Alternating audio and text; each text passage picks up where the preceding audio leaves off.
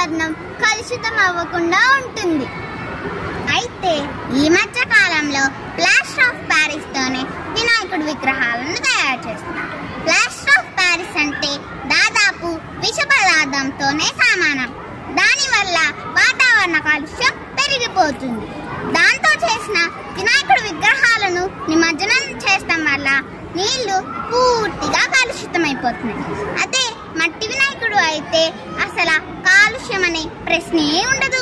మనం మట్టి వినాయకుడిని పూజిస్తాం వల్ల మనకి మంచిది, పర్యావరణానికి మంచిది. మీరు కూడా మట్టి వినాయకుడిని పూజించి